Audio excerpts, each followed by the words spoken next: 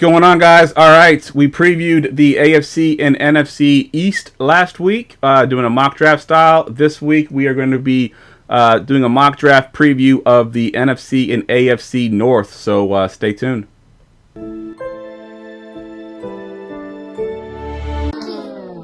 Fantasy football, you dealing with the best. Keep it hype, authentic, this ain't nothing like the rest. With the Armchair Fantasy Show podcast, give advice for all the listeners to improve your stats. Yeah, we live on goingfor2.com. Tuesdays and Fridays, this is what you want. Talking dynasties and daily drafts, and we just getting started, that ain't even the half. Yeah, so go ahead, tell your friends to join. Going for two, cause no one remembers the extra point. Ayy, goingfor2.com, the Armchair Fantasy Show. What is going on, guys? All right, welcome to the Armchair Fantasy Show, episode 151. I'm your host, of course, Jeff Lambert. You can find me on Twitter at JeffLambert77. Of course, we come at you live every Tuesday night mostly, but this night we had to reschedule till Wednesday. Of course, we're on Facebook Live, Periscope, and YouTube, syndicated on all your major podcast networks, and streaming in the soon-to-be relaunched Going For Two app for iOS and Android. You can still stream the show on there, but we'll be doing some updates to the app here pretty soon, so be on the lookout for that. All right, without further ado, my co-host, Mr. Ryan Searfoss. Ryan, how you doing tonight? Oh, fantastic. Been busy. We are auctioning off an Amari Cooper autographed mini helmet, or raffling off, I'm sorry, for Scott Fishbowl and Fancy Cares. 100% of the proceeds go to all of them. It's $3 a ticket, or you can get 5 for 10. Nice. Everyone's got 5 for 10 so far. Just do it. It goes to charity. You might win something cool for your memorabilia. Everyone here is a football fan. And yeah, that's the big thing right now, and getting ready for some major drafts coming up. And you're in your new studio over there, looking good. I'm in my new studio. I have my FFPC Pros vs. Joes draft this weekend with some awesome people, so I'm excited for that. Good stuff. All right. Also joining us tonight, both of our guests tonight came on short notice because our original guest, unfortunately, for different reasons, couldn't make it. But we have Going For Two's own, as well as he played a podcast for Full Press for the Packers and their fantasy podcast, Mr. Kyle Senra. Kyle, how you doing tonight, man? I'm doing pretty good. Thanks for having me, Jeff. Here to talk about the North, Packers especially, of course, is always a favorite, but I love coming on every time. And you're rocking the Full Press shirt, man. Lift it up. Let's see it. There it is. Good stuff. Yeah. Good stuff.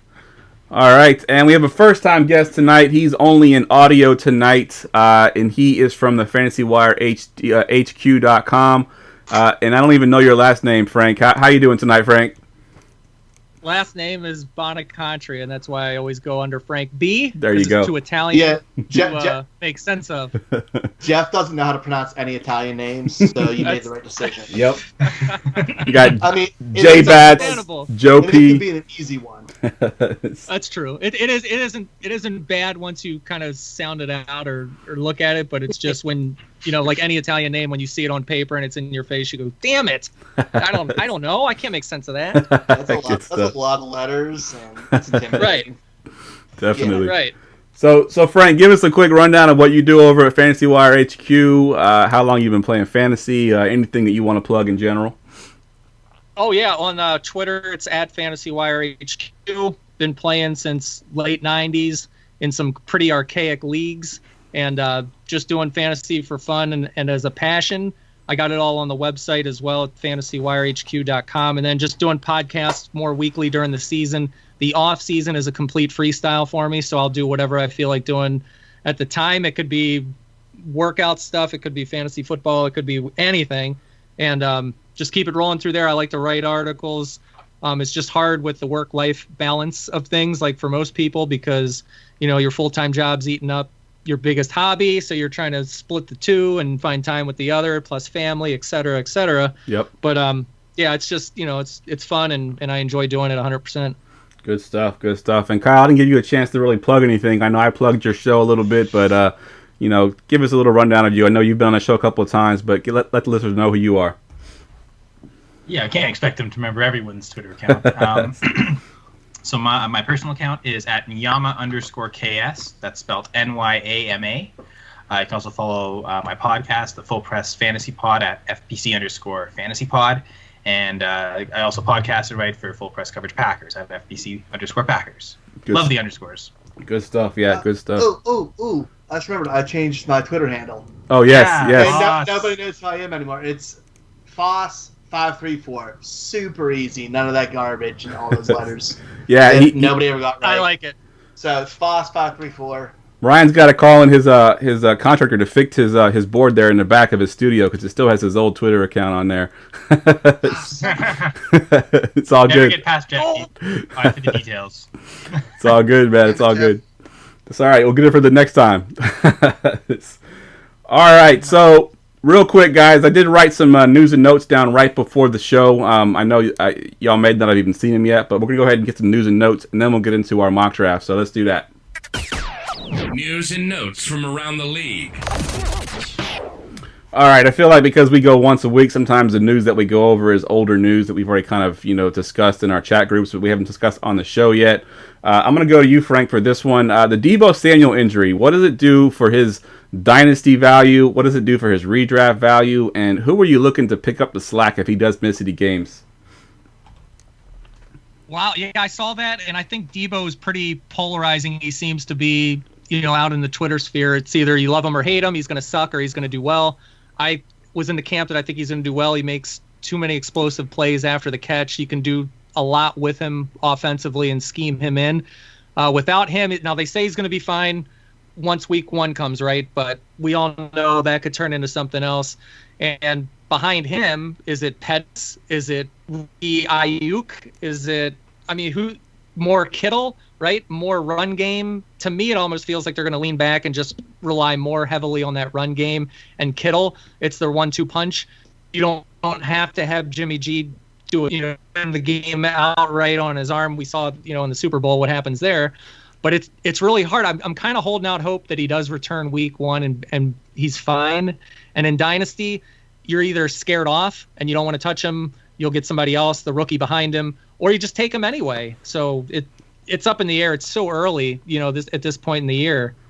Yeah, I agree. And I think something was tweeted out after this injury, or maybe it may have been before the injury, that I wasn't aware of. I'm not a big college football fan, but apparently he's dealt with some injuries in college as well. I think, 2018 he was healthy. 2019 he was pretty healthy last year. He had a couple injuries, minor injuries pop up. But, before that he had some injuries with, some soft tissue injuries and such like that. So it's something to definitely monitor. Is he injury prone? I don't know. We don't know what that term really means, injury prone. But it's tough. Ryan, I know you're more of a college guy than me, and you like Debo coming in. What's his injury history look like? I'll look real quick. When you said you saw something on Twitter, I thought you were going to say it was when it was Dante Pettis' season. Oh. That's what I was excited about. But while he's looking at, go ahead, Frank. Go ahead, Frank. No, to say, it's hard on Twitter and anywhere else because as soon as there's a breaking injury news, people are automatically like wiping their hands. We're done. I'm not touching them. It's over. Well, It's like you're not looking out at the time that's going to happen between now and the season, and it's either you forget about it or he's out of your mind completely. So depending on your league, there maybe you have some league mates that are like, well, I'm not going to touch him. He's hurt all the time. Okay, good for me then. I'm taking him. So it really plays out differently depending on your league too. Yep, definitely does. Definitely does. So according to Sports Injury Predictor, in college he had thigh hamstring sprain, which doesn't seem like a big deal. He played through it. It's all sidelined for 3 games in 2016, so that's not really relevant now. And then in 2017, he fractured his fibula. So that's it. Before that, so nothing crazy. Not too bad. Long lasting. But I also not a doctor, and I'm just going off what I'm saying. Read it. Yeah, we'll have to get Ethan here on for a show here pretty soon once we start getting into some of these. They're actually practicing, and we actually got some injuries to talk about. We'll get Ethan in to give us some insight on that as well. Or we should all just buy his injury history book, and then we all know this stuff. Yeah, yeah. Good point. Good point, Kyle. Where does this put Kittle for you guys in drafts? I don't really think this moves the needle on Kittle, but I was already going to take him in the 2nd round anyway. What about tight end premium? In the first, premium, I'm 105. if it's redraft, Kelsey first. If it's dynasty, Kittle first. That's how I see it. But I think those two are both first-round picks if it's a premium. Serious premium, like 1.75 or at least double. Right. Yep, good call. All right, so the other note we have on here, it's not really fancy relevant, so to speak, at least not for this year. It might be for going forward. But Dak signs the franchise tender. Kyle, we'll go to you first on this one. What do you think of this? Does this do anything for the value of Amari Cooper looking ahead? Does it do anything for Dak? Because he's still going to be a free agent after this year with his franchise tender. Do they sign a contract finally, or just what are your thoughts on this? I mean, I guess I don't know. I suppose Dak Prescott has proved that he's a really good quarterback. So even if he leaves the Cowboys, he should still maintain fantasy value. It's just that the team is set up so well for him. The offensive line's great. He's got all the weapons. So if anything, that he hasn't signed the long-term extension yet may keep his dynasty value down to where he's the quarterback 5 instead of maybe the quarterback 3. I don't really think this affects it much. I think the expectation was always that he was going to sign the tender if they couldn't get to a long-term extension. I think everything was focused on. They really wanted to get that extension done.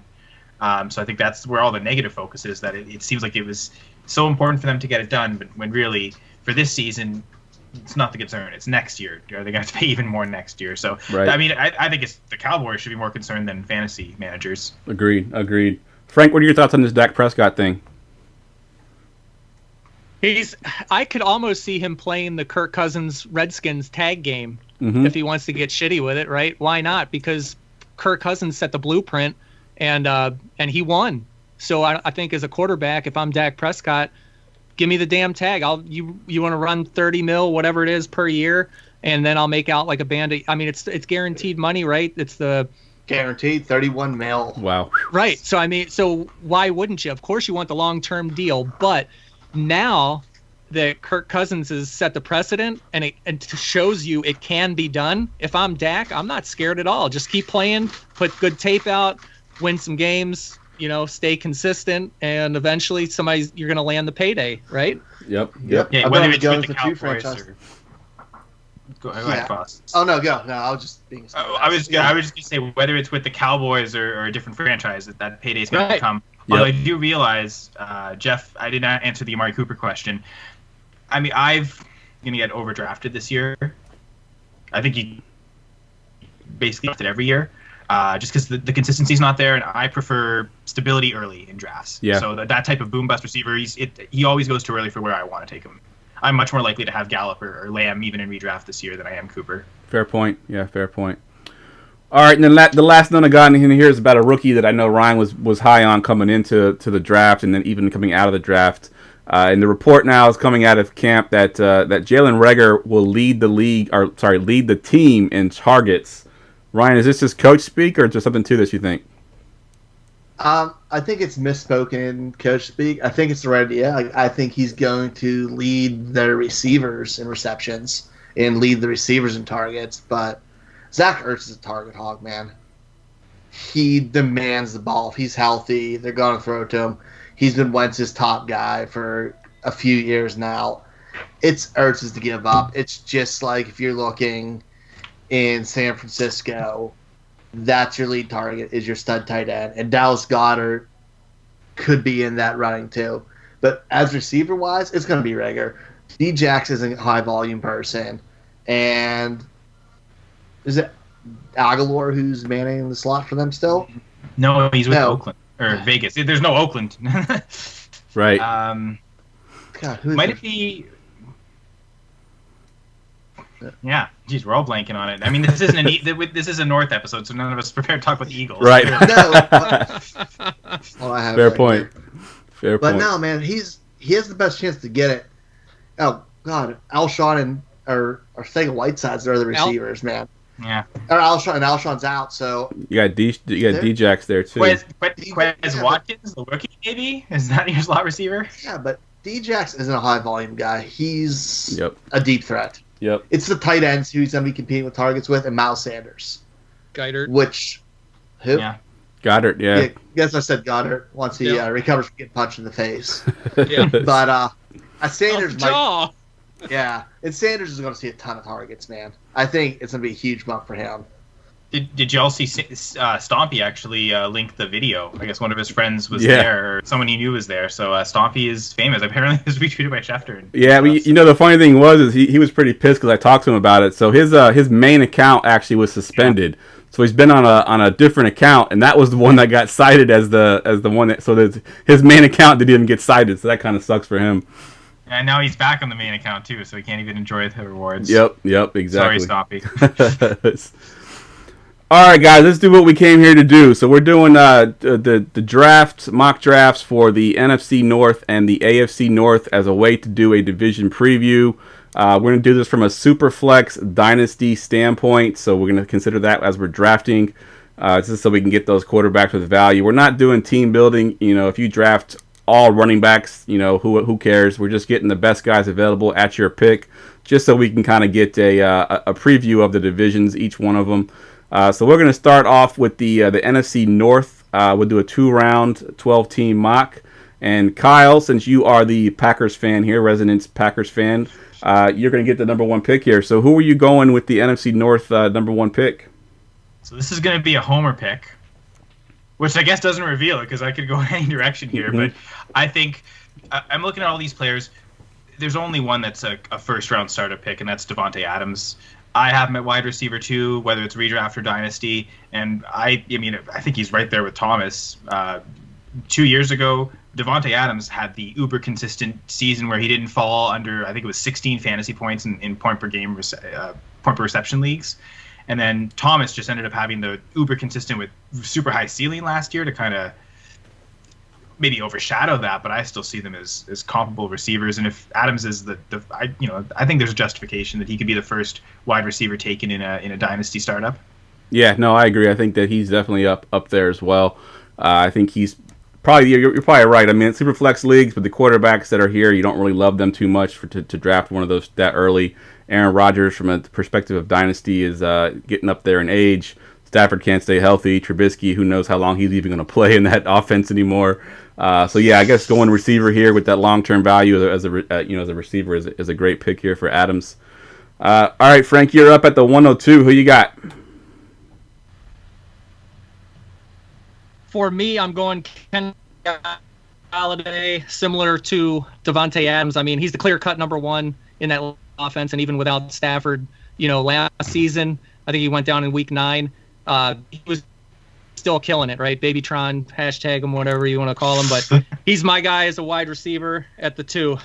All right, good stuff. Going with receivers at 1 and 2. Ryan, you got the 103.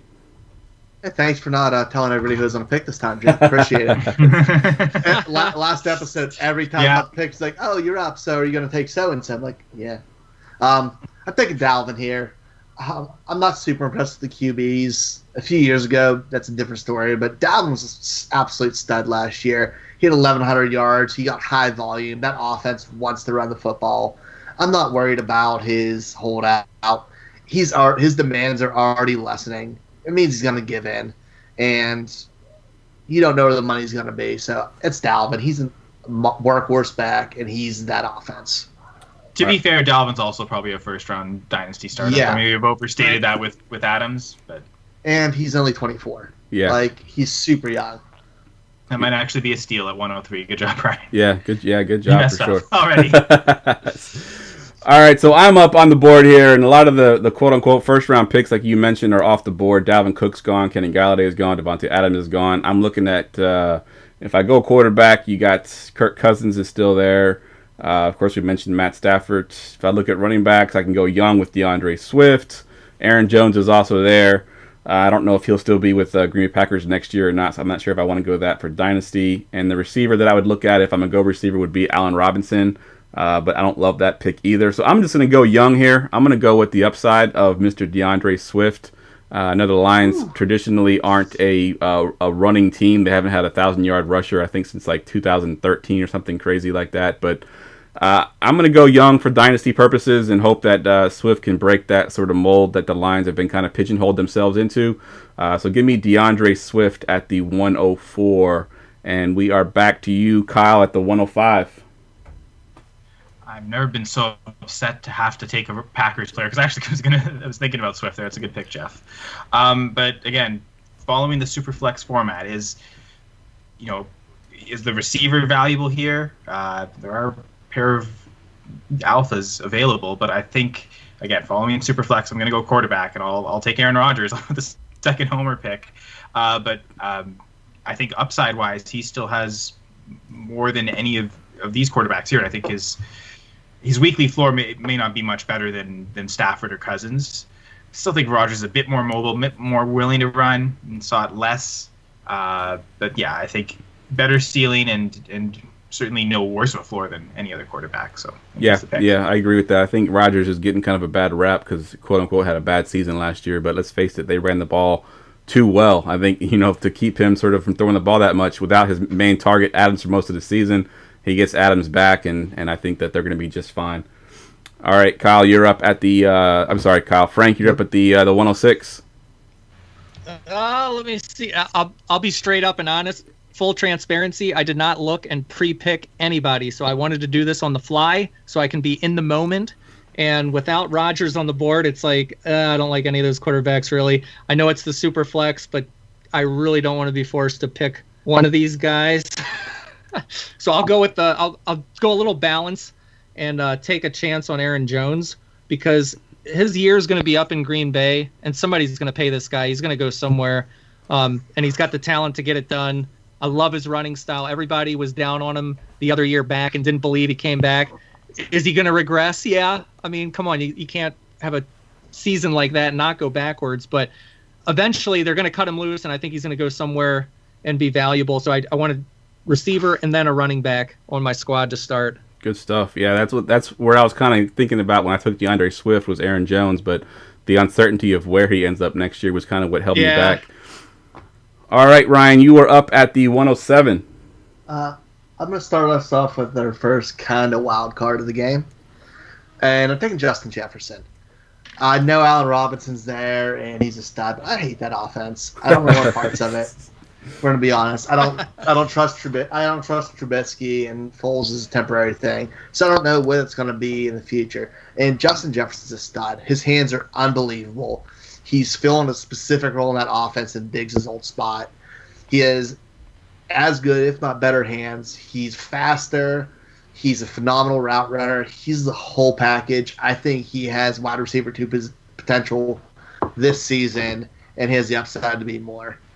He's awesome. So I'm taking Jefferson there over some fairly decent players. Yeah, there's some still good ones out there for sure. This is definitely easier to do than the NFC and the AFC East last week that we did, where we didn't have a whole lot of players to choose from.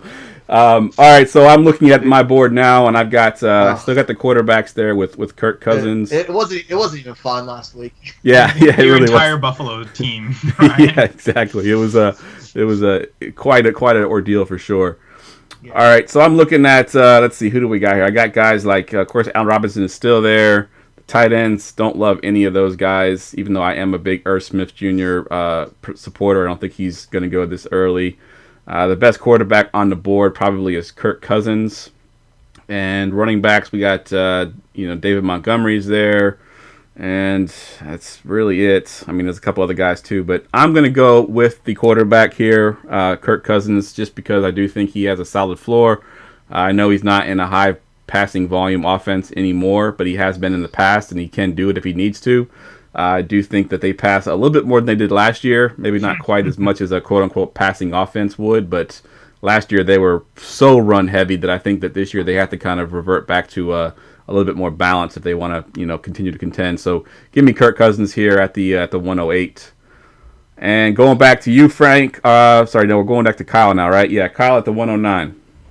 I love the Cousins call of the offense passing more. 440 attempts last year, which was a career low by far. 530 was his previous career low. Wow. And if you look to just the year before in Minnesota, he had 632 attempts his first season. So, I mean, that's practically 200 attempts difference from one year to the other. So I expect a big swing, at maybe an extra 100 attempts.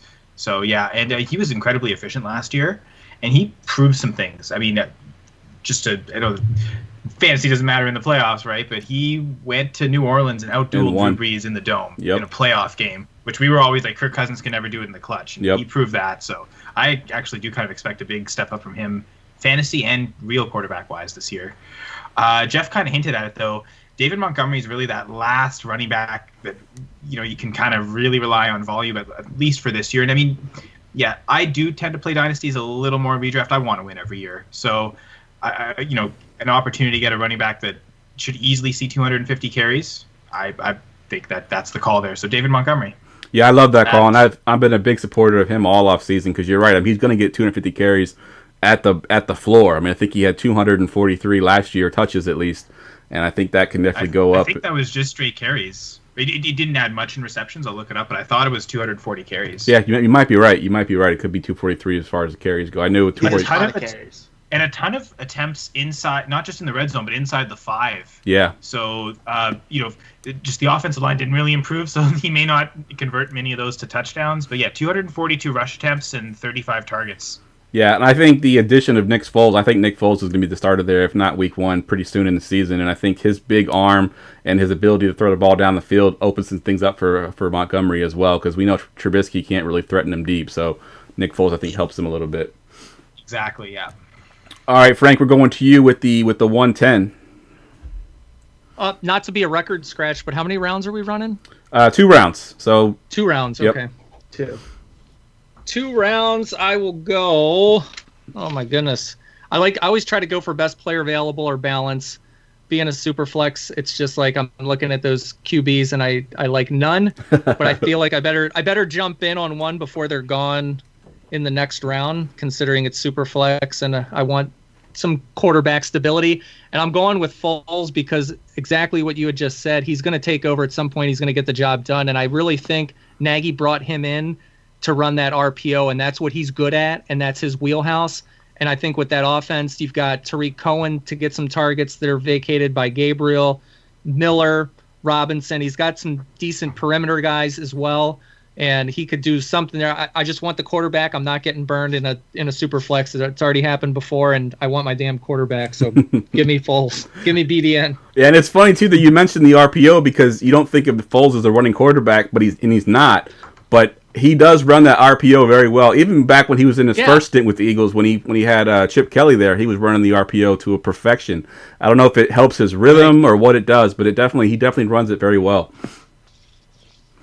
All right, Ryan, you are up at the one. Go ahead. I'm sorry. No, you're good. Go ahead. It might cut out. You're fine. Oh, all right, Ryan, you're up at the 111.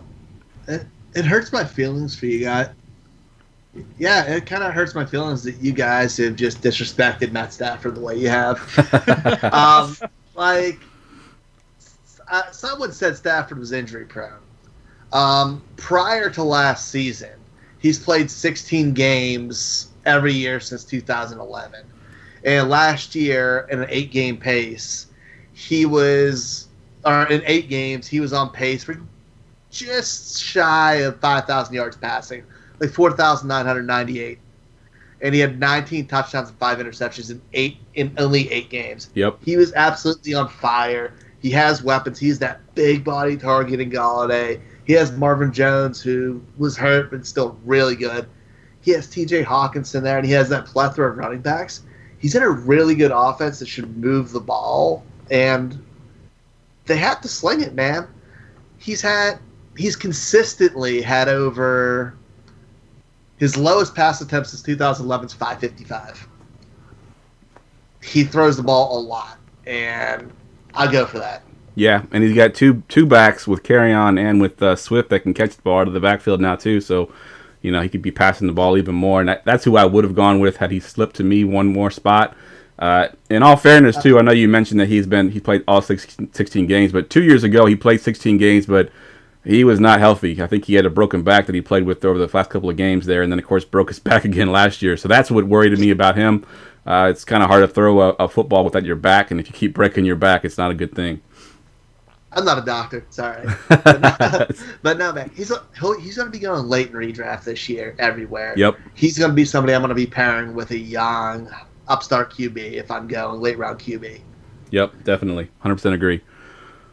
All right, I'm up on the board now, and I think my option is pretty much picked for me at this point. I think there's only one true stud, one receiver that's left on the board that I think is going to be a number 1 receiver, and that's Allen Robinson. Even an offense that wasn't very good last year, he still was a solid receiver every week. He was a PPR monster. I think sometimes where he had 13, 14, 15 targets a game. Trubisky just threw him the ball every time he dropped back to pass, it seemed. And if Nick Foles can get in there and be any more efficient for Robinson, he can definitely have a huge season this year.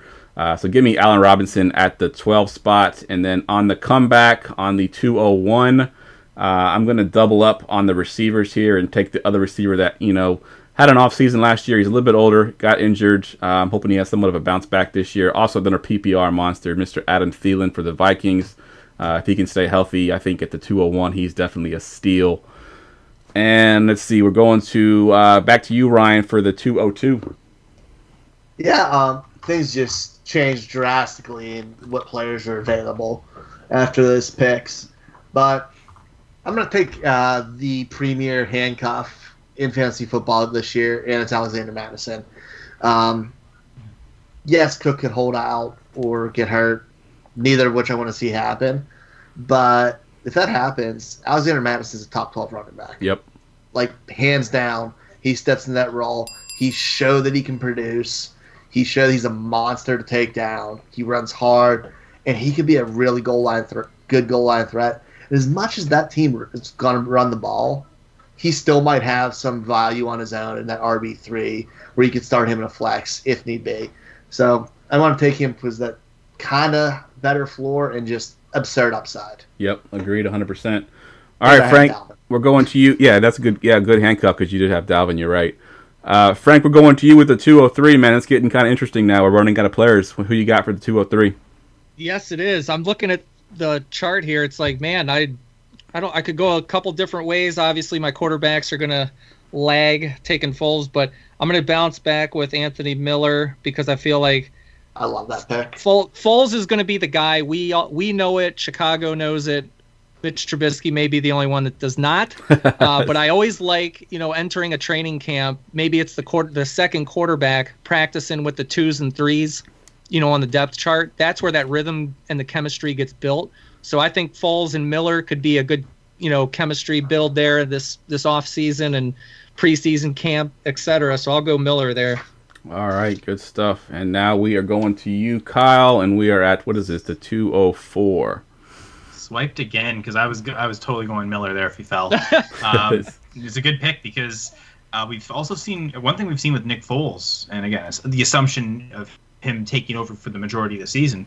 He's targeted the slot receiver heavily. I mean, some of Nelson Aguilar's biggest games last year when Foles was playing, or a couple years ago when Foles was taking over for Wentz, and last year Dede Westbrook was heavily targeted when Foles was playing, and then we saw with Minshew how he was just he didn't distinguish himself from the rest of that core. It was clearly everything to Chark. So, if Miller plays the slot, I guess that's maybe he plays more on the outside this year. But if he does play in the slot, I expect to see a massive breakout year for him. So at this point, again, upside is the key. As I think Ryan alluded to with Madison, that made sense for that pick too, because at that point the upside you can get. I don't know that any of these receivers will distinguish themselves from the others, and I could see T.J. Hawkinson maybe standing out on that Detroit receiving core and standing out among other tight ends in this division. So I'm going to take the guy that really always goes late on tight end. I'm going to be the first to jump on tight ends and take T.J. Hawkinson. All right, good stuff. I like that pick. I actually forgot to scroll down that far. I forgot the tight ends were even on this list. And I usually do too. All right, good stuff. All right, so I am up at the 205 now, and I'm looking at options like Kerryon Johnson. Of course, A.J. Dillon is still there. Mitch Trubisky's still there, but let's be honest, he's going to probably stay there for this entire draft. So I'm looking for upside as well. And I mentioned earlier how much I loved Irv Smith Jr., and I do think he has I keep calling him the Mark Andrews of this year. I think that he can be that guy. I know that we talked about Kirk Cousins throwing a little bit more. When Kirk Cousins was in Washington, he made Jordan Reed and Bernard Davis, an awesome combo, athletic tight ends. Especially in the red zone, he looks at them all the time. So I think Irv Smith Jr. can be that guy. So give me Irv Smith Jr. as what could potentially be the second option in the passing game. If Justin Jefferson kind of struggles as a rookie season, he could be right there behind Thielen as far as targets go. So give me Irv Smith Jr. and his upside. Yeah. All right, and we are going to the 206 and Ryan. So real quick, you guys are both Packers fans. My memory's losing me. Did the Packers draft a receiver this year? I mean, he knows AJ the answer Dillon to the may question. catch passes, so I mean, No. actually, no, he's You know not. what they call drafting receivers in Green Bay? It's called re-signing our own. Okay. Which they did do. I mean, a few ERFAs, so that was nice. Consistency. Yeah, I was just making sure, because the reason I ask this is because you don't draft the position of need that important if there's not a reason. And that reason is normally you believe in somebody on your team. And I think it's Allen Lazard. He's a big body receiver who shows red zone upside. He had some big games. He put together 4 straight games at over 40 yards. He had a 100-yard game mixed in, and he finished strong as well. And I think he's a guy that's the upside. And if they didn't pick anybody up, somebody has to play across from Adams, who's forced double teams. And Lazard has the best overall skill set and red zone prowess. So I think he has the opportunity to become their wide receiver too, because MVS is more of just a deep threat, which means that's Lazard's job for the taking. Yep, I love it. I would have gone him at my pick as well if it wasn't for Ertz Smith Jr. still sitting there looking at me. So great pick there. Frank, you're up at the 207. Well, I am outside of Green Bay, and I will stay in the Green Bay neighborhood here with AJ Dillon. Looking at my squad, I'm going to need some running back depth. I've got 2 receivers. I've got Aaron Jones. Now, Aaron Jones gets injured. It's A.J. Dillon all day. Aaron Jones departs next season. It's A.J. Dillon's team and offense. They love this guy from the draft, from the hype, everything. I can't wait to see this guy on the field in training camp. Hopefully we can get out there. But I like him in the offense. This year is Matt LaFleur's season to run his offense and implement his scheme, like officially, I guess, here. So last season was the newlywed, experiment with Rodgers and LaFleur. But obviously with the draft, the gloves are off. This is LaFleur's scheme. This is his creation. And A.J. Dillon seems to be the centerpiece of it. So I'll take a big share of that. Love it. Love it. All right, Kyle, the 208. And, Jeff, you were saying you don't think Trubisky's going off the board, but, I mean, we do assume Foles is starting, but we doesn't mean we shouldn't at least consider Trubisky. I mean, fair. Foles hasn't been the most. I mean, he's pretty injury prone himself. I mean, he barely ever has he ever played 16 games? I don't think he's ever started 16 games in a season. I think the one year with Chip Kelly he did. That was it. Because even then, I remember one year he took over for Michael Vick, and that was the season where he only threw 2 interceptions and 27 touchdowns. You might be right. He may have, because I think the next year he got hurt. So yeah, I mean, and there's still the off chance that Trubisky is the week 1 starter, and that Foles is simply there to help him. So at this point, I mean, upside again. If Trubisky gets the start, no better upside in a super flex. So yeah, good call. I like that. I thought he wouldn't go undrafted, but no, I like that a lot. All right, so I'm at the 209. Let me give you an idea of what my options are right now. Kerryon Johnson's still there. Tariq Cohen is there. A couple receivers. You got the older guy, Marvin Jones Jr. is still there. A couple young guys like Quintez Cephas and Darnell Mooney, 2 rookies. But I'm going to go with Tariq Cohen. I think he had a down season last year. But we've seen what he can do. And then obviously he's a free agent after this year. So if we're talking about dynasty, if he goes somewhere else that knows how to use him a lot better, I don't know where he'd end up. But if he can go anywhere outside of Chicago that would actually pass him the ball more, he had tremendous value there. Great PPR guy. So give me Tariq Cohen here at the, at the 209. And the 210 is back to you, Ryan. He had 104 targets last year. Wow. As a receiver. Yes, sir. And I think it's the first receiver ever with 100 targets and not 500 yards receiving. Wow. Like first player ever for that. I didn't realize that. Yeah, he had like 475 yards. The year before off 91, he had 723. So yeah, it's super solid pick. I was eyeballing him there.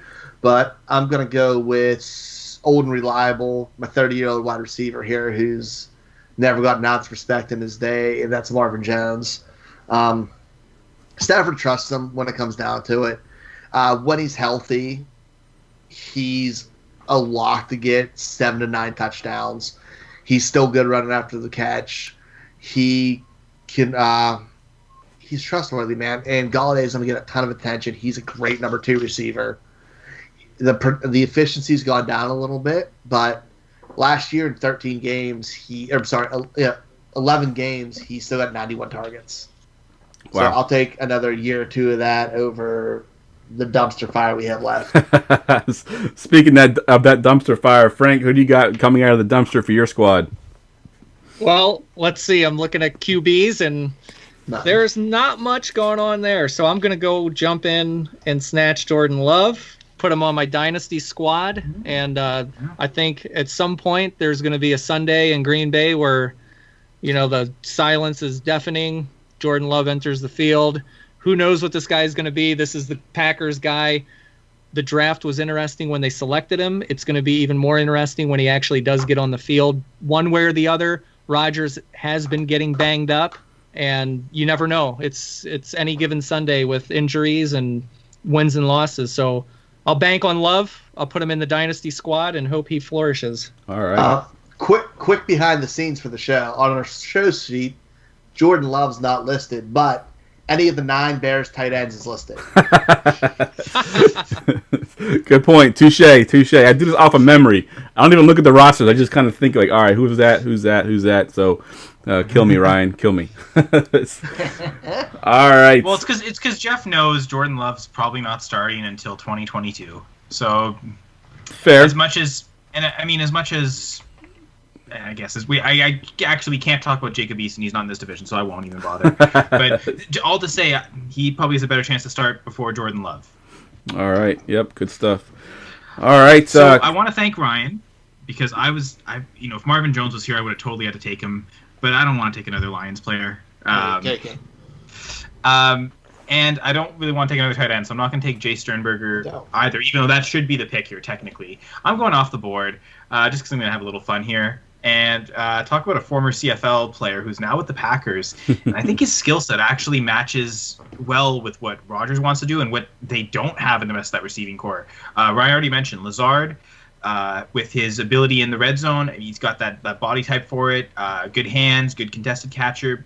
Can get open at the point of separation better than probably anyone else on that team other than Adams. And, well, actually, no. MVS is great at that. You just can't catch. That's the problem there. But every other receiver the Packers have, Funchess, ESB, it's these big body guys, contested catch players. Reggie Bangleton comes in with some of that ability, a bit of a bigger body, but he's a quick twitch, good burst, great at separating. Yeah, easier to separate in the CFL than the NFL. I get that. But he was dominating last year. And had Bo Levi Mitchell, who's a great quarterback, but he is getting enough credit in quarterback going to Aaron Rodgers. So I think if Reggie Bangleton makes that team, he could have a good chance to make some noise on that roster. So I know I've got him stashed in a couple of dynasty leagues. Obviously, you'd never take him this early, but might be a good future stash. Reggie Bangleton. All right, yes. Good stuff. Back-to-back picks that were not on my show sheet, Ryan. You have a comment to make about that one? No, he wouldn't have been on. I made the show sheet. He wouldn't have been on mine. Yeah, he's a super deep sleeper, and his highlight reel is pretty good. And he gets behind defenses and makes some killer catches. And like you said, it's CFL, but he could make some noise in camp because he's coming in with a lot of confidence. He's got a great story, and I'm interested to see him out there too. He's one to have an eye on. Good stuff. All right, that wraps up the 2-round mock draft for the NFC North. Take a quick commercial break. Before we go commercial break, though, I want to give a shout out to our sponsor, BUSR.com. It's a sports book. They've sponsored us since about 2 weeks ago.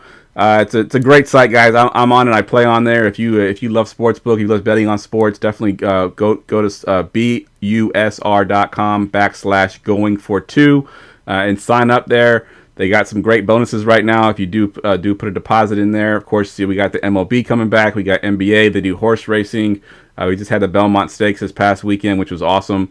I'm not even a horse racing fan, and I still bet on it. It was just fun to do. We got MMA, NASCAR, anything you want to bet on, guys. Go to BUSR.com/going-for-2. And then when we come back, guys, we're going to do the AFC North, so hang tight. In the unpredictable world of fantasy sports, when all hope seems lost and chaos and confusion rule, one hero will rise.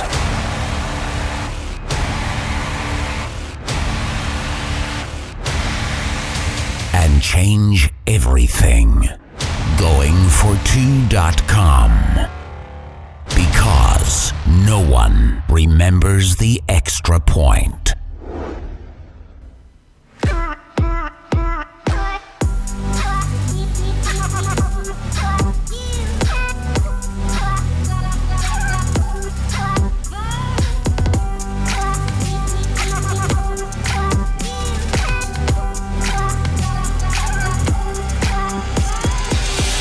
All right, guys, welcome back. We're here with Ryan, Frank, and Kyle, and we are doing division previews. We just did the NFC North division. We do them in a form of a mock draft, a 2-round, 12-team Dynasty Superflex mock draft. And now we are about to do the AFC North, which we have Frank, who's a fan of the Ravens. We have Ryan, who's also a fan of the Ravens. So they're kind of the experts in this division. Me and Kyle are just kind of here along for the ride as fantasy players. So with that said, the 101 goes to our first-time guest, Frank. Who do you got going at the 101? If I didn't already know. Exactly. I'm taking my hometown city, Baltimore Ravens, Lamar Jackson, baby. Got to. In Superflex League, he could be the 101 overall and in pretty much any Superflex League, regardless of what division you were drafting for. So pretty easy pick there for sure. Going to the 102, Kyle, who you got? So I have a receiver I expect to have a big bounce back here. I think I have him at wide receiver 6 or 7. Between him and Galladay, it's tough. But I expect Odell Beckham to return to his former glory. So one thing we've noticed with Baker, so it was super apparent with Jarvis Landry. First year, it's kind of tough. It's almost as if Baker really needs that full year to get on page with someone.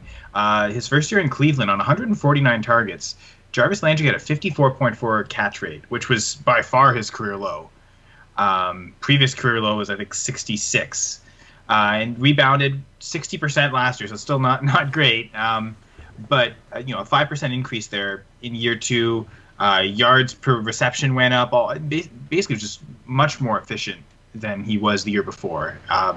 And so with Beckham, again, he was heavily targeted last year, 133 targets, 55.6% catch rate. Again, career low. So I could see him getting up into that 60% catch rate, and on a bit of bump in targets, he could easily get to that 90-100 reception mark again. And I mean, he even on 74 catches, he was over 1,000 yards. But I think he could definitely up the touchdown numbers, up the yardage, and up those receptions. So I'm going with Odell Beckham at 102. All right, a little bit off the path there. I didn't think you'd go that route, but I do like it. I like that. I do think he will bounce back quite nicely. All right, Ryan, you got the 103. Yeah, that drop off after 101 is just absurd, and there's still so much talent in this division. Yeah, it's a really deep division, and with this there, it's really hard. I love some of the running backs. Anybody's watched the show more than twice knows my love for Joe Mixon, and same with I love Nick Chubb, and I think Juju has a ton of upside as well. But I'm going with Joe Burrow. He was a 1.1 in Superflex startups this year. He's going to an offense that threw the ball 616 times last year with a bunch of scrubs playing quarterback. He has a top-tier running game with Mixon. He has Ajay Green, T. Higgins, Tyler Boyd, possibly John Ross. There's a ton of talent there, man. And he has weapons. That team's going to build around him. And if he turns out to the franchise quarterback everybody's expecting him to be, he's going to be in the conversation for a first-round pick sooner rather than later in Superflex startups. So I'm going with Joe Burrow. All right, yeah, that made my decision quite easy there. I think there is 2 running backs that I'm looking at. You mentioned Mixon, you mentioned Chubb, and it's really a toss-up between the two. And the reason I'm going to go with my guy, I think Nick Chubb gets a little bit of his workload cut into by Kareem Hunt. So give me the guy, Joe Mixon, that has no competition really whatsoever other than old man Giovanni Bernard.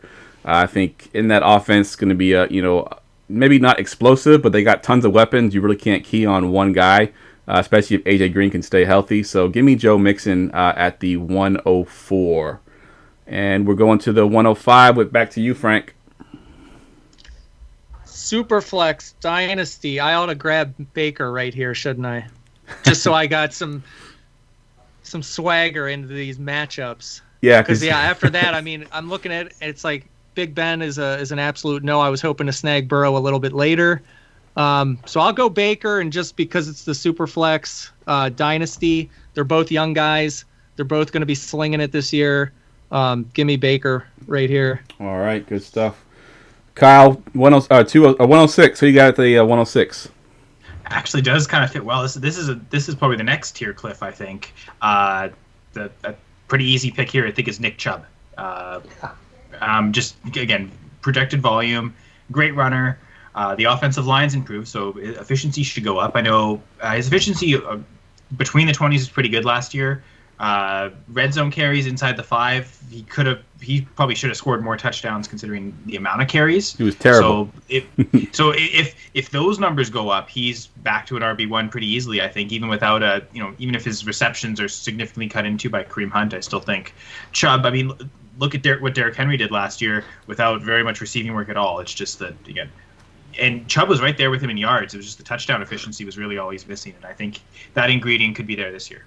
Yeah, I agree 100%. As a Chubb owner in my main dynasty league, it was very frustrating to watch him time and time again get the ball in the red zone in the under the 5-yard line. I think there was one particular drive where he carried the ball 3 straight, 1 yard to go on the goal line and couldn't get in. Like literally 1st and 1, 2nd and 1, 3rd and 1, and got stuffed all 3 times.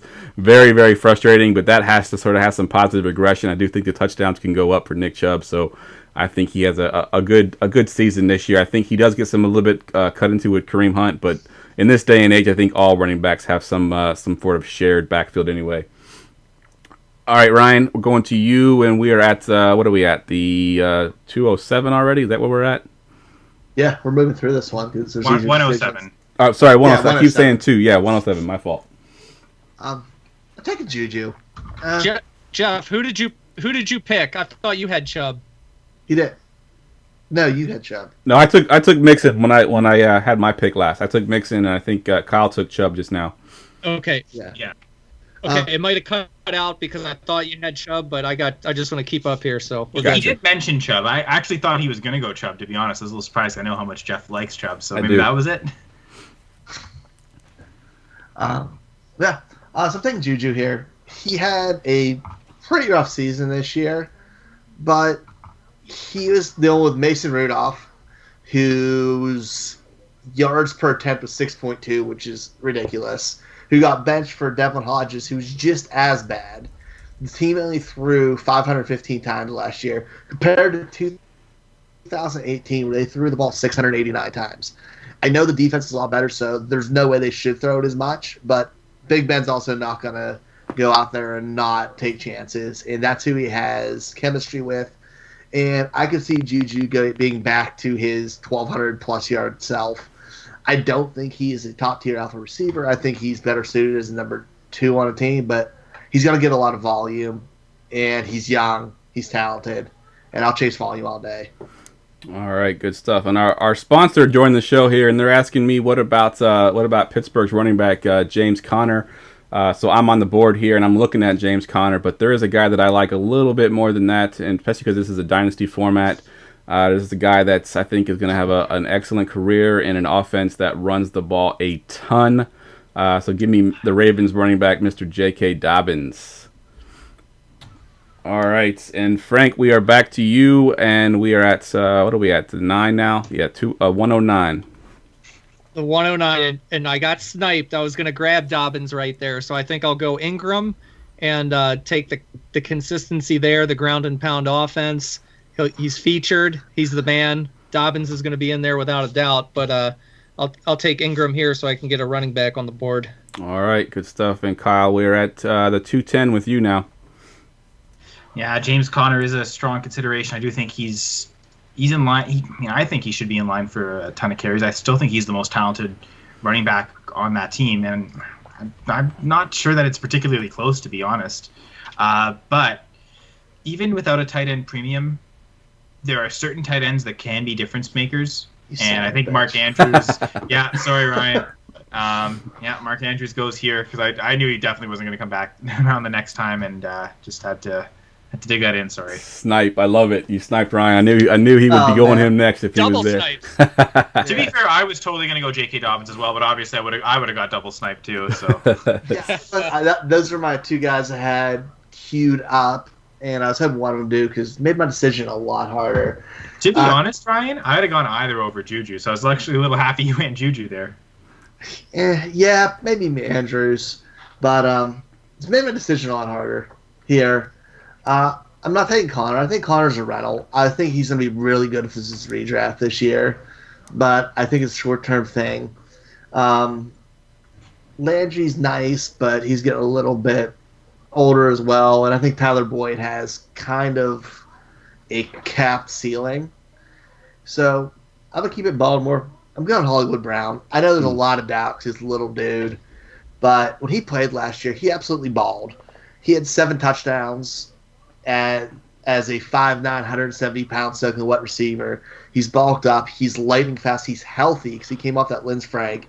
He pulled his hamstring multiple times last year because he wasn't fully conditioned. He's been with Lamar all offseason, and he's gotten targets. He's going to be number 2 in the team in targets behind Andrews, and he has just week winning potential for you in fantasy. And he's young and just going to improve. So I'm going Hollywood Brown. All right, good pick there, and you made my decision a little bit tougher because I thought you would go with Connor and make my choice pretty easy. But I'm looking at a couple guys here, 2 of them from Pittsburgh. Big Ben, of course, he's a little bit older. Probably only get 1 year out of him, but Superflex definitely would be somebody that I'd be looking at this point in the draft. But I do think I'm going to take the last sort of number 1 running back. I know we said that he's a rental. He might not be there next year. But James Conner, I think his upside is definitely there if he can stay healthy. It's still his job to lose. He has some competition there, obviously, now, but I think Conner still, if they have a choice, he will be the lead back. I know traditionally Steelers don't do the running back by committee, so if Conner can stay healthy, it will be his job. So give me James Conner. And let's see, are we at the turn yet? I lost my track here. Where are we at? Yeah. Yes. Okay, so we're at the turn. So on the backside there, let me go ahead and take Big Ben here. I'll take Big Ben. Probably only get 1 year out of him as well, but it'll be a very productive year. I saw a note today on RotoWorld that they are not concerned about his health this year. If that's the case, he can go through another season where he's throwing 600-plus passes. He's got some weapons there with Juju we mentioned earlier, James Conner there. He's got a new tight end, Eric Ebron, and we know Big Ben loves his tight ends. He may be one of the more athletic ones he's ever had, so I think Big Ben has a great season. I'll probably get 1 season out of him. Maybe I can trade him at the end of that year, but I'll take Big Ben in Superflex. All right, and Ryan, back to you for the 202. Getting 2 receivers here, and it's Tyler Boyd and Jarvis Landry, and they're both very, very similar players. So I'm going with the younger one there. I'm taking Tyler Boyd. He's incredibly consistent. We know what we're going to get out of him. Back-to-back game seasons with 10-28 and 10-20 and 1046 yards, 7 and 5 touchdowns. He's going to land somewhere in between those numbers this year in that offense, except he has a much, much better quarterback thrown to him this year with Joe Burrow. He's only 25, so he's younger. And if AJ Green's there, I trust his production more. But he's got to get more volume in that offense. He's built to take a role in that slot, and he's locked in. And even with the addition of T. Higgins, that doesn't hurt Boyd at all because they technically don't play the same position because he's got the slot locked down. Yeah, I agree. I think even last year when AJ Green went down, I think they still put Boyd in the slot. They didn't move him outside very much. They kept him in the slot where he's comfortable and where he can pretty much dominate. So, yeah, I love that pick there. He definitely has a solid floor. Yeah, targets went up. Targets went up, but the efficiency went down. And the season before, the efficiency's up, his targets was down. But he's still going to get it one way or another. Yep. All right, Kyle, you're at the 203. You got your revenge, Ryan, because I was totally gunning after Boyd there. So good job. Because the truth is that you talked about 2 years ago, his efficiency was so high when AJ Green was there. So even if T. Higgins is long-term a great receiver for the Bengals, that could still mean Tyler Boyd operates at peak efficiency, getting a ton of targets. So I think long-term a great answer and is the Bengals receiver I would want to buy in right now. But yeah, just like Ryan said, it was between Boyd and Landry, so I'll go with Landry because he should see a ton of targets. Even coming off the hip injury, a little concern there, but Ultimately, I think he did show progress with Baker last year. Maybe look for that to continue even more. So Jarvis Landry here at 203. 203, yep. And then we're at the 204, and it's crazy the difference between some of these drafts, how much talent there is. I mean, we're getting Landry here in the middle of the second round, where I think in some of the other drafts it was quite ugly. So Jordan Howard was around here or something. Yep, exactly. Yeah, Landry had been borderline first round in the last draft. Yep. Yes. All right, and Frank, we're to you with the 204.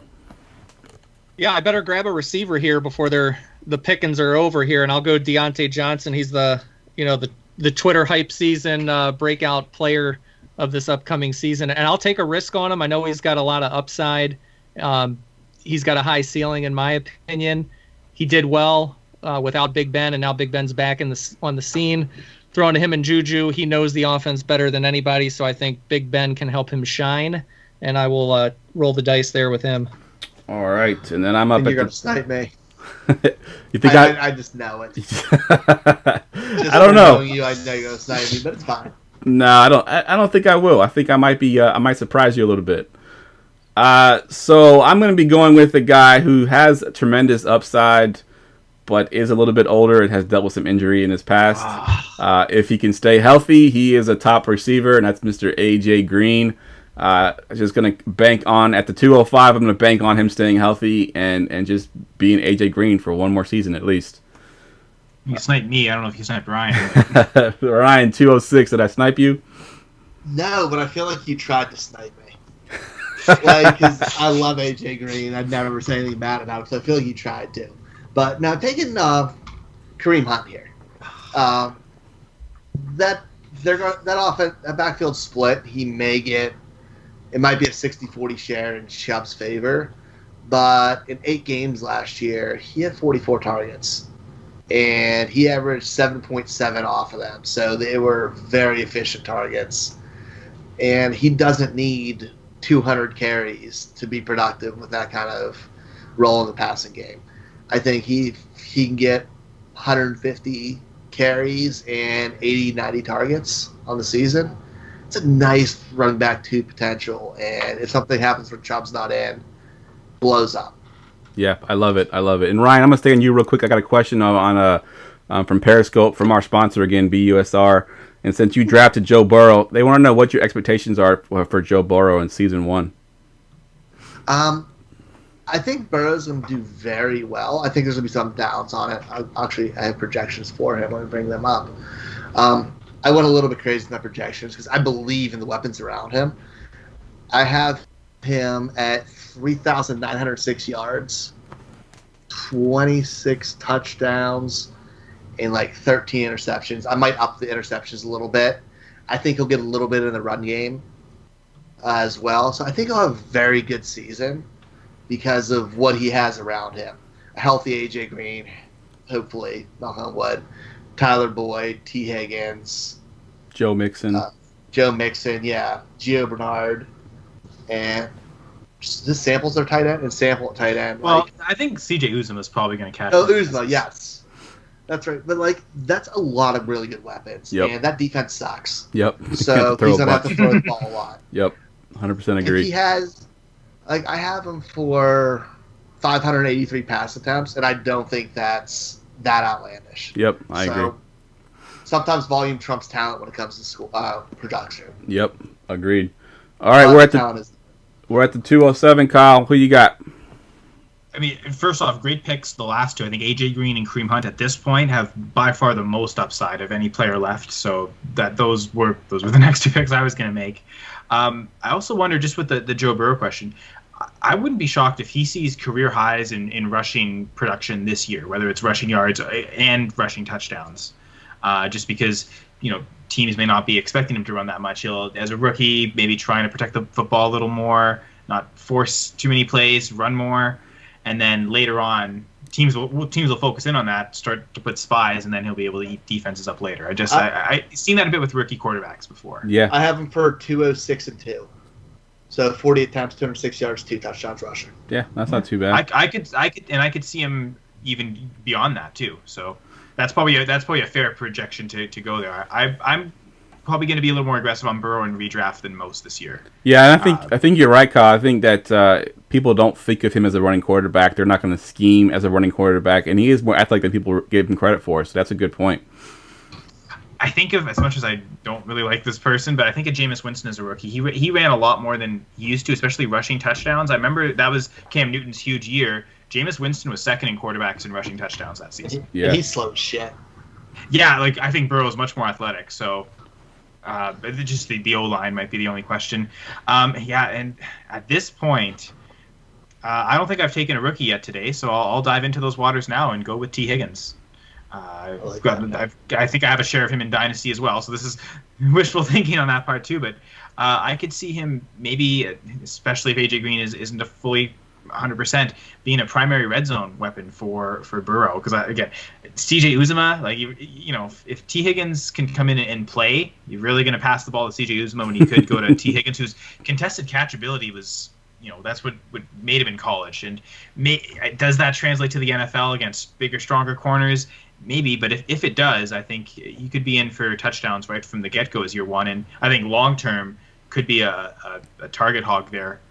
All right. Yeah, good stuff there. Good stuff. Frank, we're up at the 208. What you got? I better grab a tight end, so I'll take another chance on Austin Hooper here.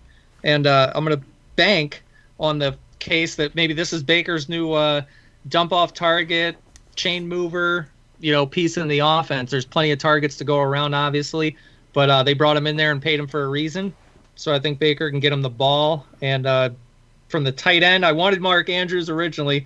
I think Hooper's is probably the next best one available. Yep, I agree with that. I would have gone Hooper there if he would have been still at that spot there. So I'm up now at the 209. And there's not a whole lot to look at as far as players here. There's, Devin Duvernay, Miles Boykin, the receivers from the Ravens. We got Chase Claypool still on the board, the rookie. John Ross, David Njoku, who just never could get going. Eric Ebron, tight end. But this is my last pick in this mock draft. So I'm going to pick my boy that I've been kind of pumping every show that I can pump him up. And I got him in my dynasty leagues. And I think he has a good second year. First year was and that's Mr. Miles Boykin for the Ravens. I do think that he has a bounce back. I don't know if it's called a bounce back because he didn't really have a breakout season to begin with, but I do think he has a good season this coming year. I think I saw a stat that over 50% of his snaps last year he was asked to block, which is a ridiculous number for a receiver, but he's a great blocker, so why not? I do think they get him more involved this year. He's a big body. He's fast. He can be a red zone threat. When you compare him to Hollywood Brown, it's a totally night and day as far as the size comparison. So I think Miles Boykins, while he won't be a top, even 24, maybe he's just outside the 24, but I do think Miles Boykins has a pretty good season this year. So give me Miles Boykins from the Ravens.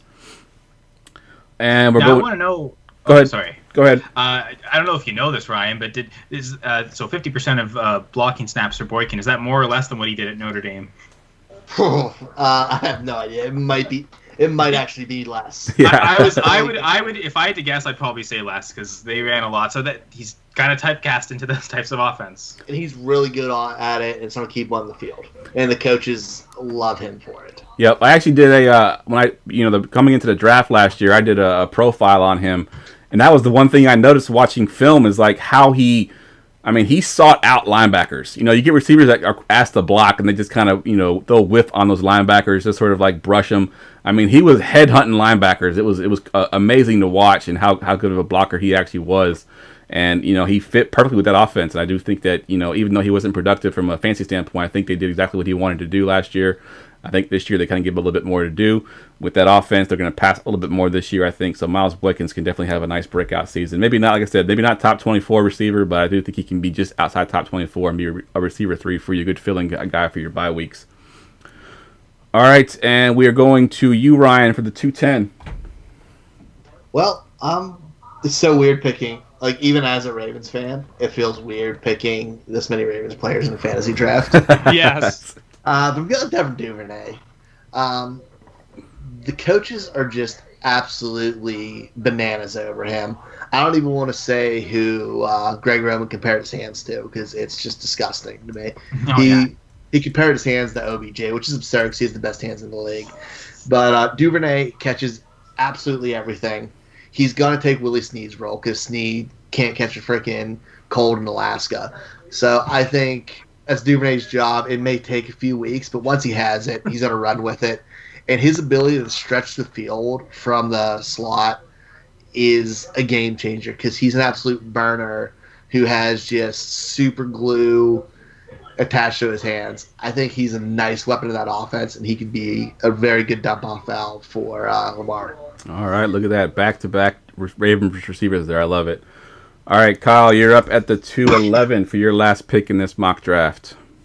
I don't think there's any former CFL players I'll dig in. So, similar to what Ryan talked about in the NFC North draft, sometimes the upside isn't with the receiver. Sometimes it's with the handcuff running back, especially for a running back that may or may not hold out. So I'm going to go Gio Bernard here with the off chance that Mixon either gets hurt or holds out. Bernard's probably getting most of that work. You know, I was thinking about Jalen Samuel, but if something happens to Connor, I don't think Samuel's automatically getting that. I think Benny Snell's still going to get a ton of carries, and we'll see what Anthony McFarland does. There's definitely opposite viewpoints on Anthony McFarland on the show, but I think Gio Bernard has some upside. I guess in Dynasty this might be a little early, but again, at this point, upside is key. Yep, I love it. I love that pick.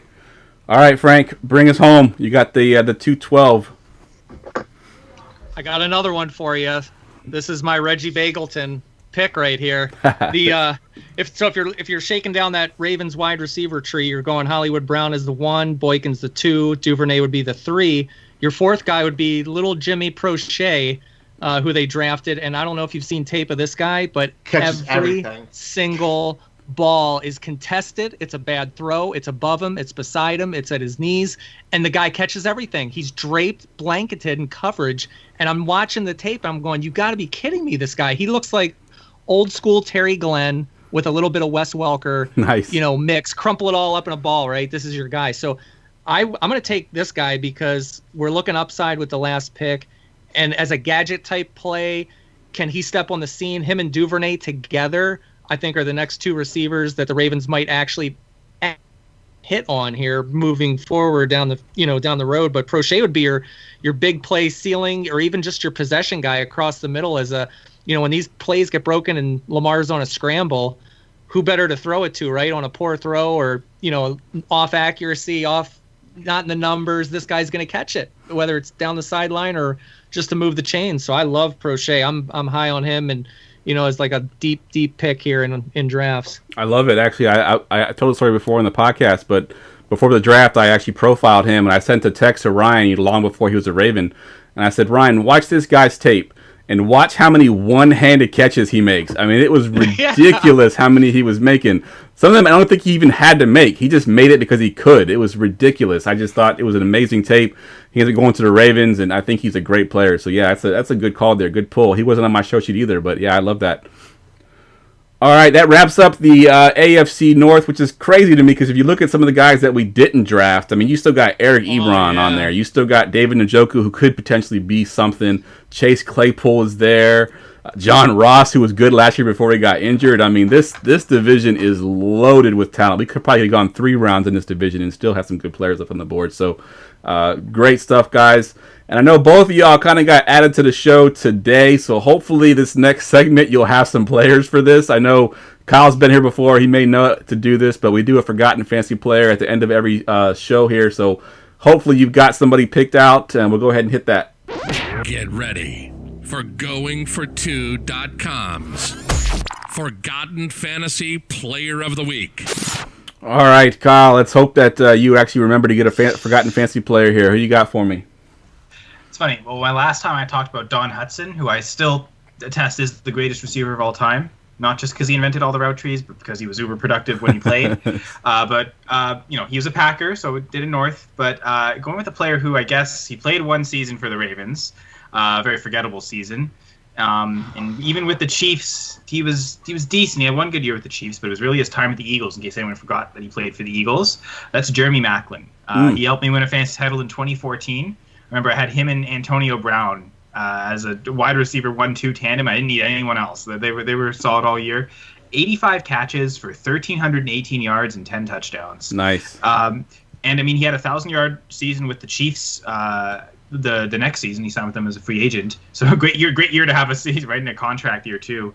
And I remember Macklin that year went late in drafts because the year before he tore his ACL, missed the whole seseason. Right. So I got my wide receiver too in like the 7th, 8th round steal, and I could just load up on running backs. And I remember that team really, him and Brown, big reason why I won.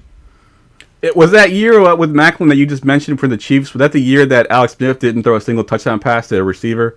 Did Macklin catch a touchdown pass? Bow, and then the next year he went over and he got 10 touchdowns right away. Right. Yeah, exactly. All right. Frank, you got a forgotten fantasy player for us. Yes, I took a lot of enjoyment in racking my brain on fantasy players of old and yesteryear, and I came away with one that was one of my biggest gut punches in all-time fantasy football history of playing this game. And we experienced so many of these, too, throughout the season with guys that are on your bench or guys that get hurt, whatever the case. But for mine, I'm going to take you back to the year 2000. Jacksonville Jaguars wide receiver Jimmy Smith. Ooh. I had this guy in 99. And I loved him. He was just one of those guys you get attached to in fantasy. You draft him in a ton of leagues, and you roll with him. And so for 2000, it's week 2. He's facing the Ravens, 2000 defense. And I'm looking at that matchup, and I'm going James Trapp, Ray Lewis, Herring, Bullware. They're going to eat the Jags for breakfast, right? They're going to kill these guys. So I leave him on the bench. Final score. Now the Jags lose. Final score, 39-36.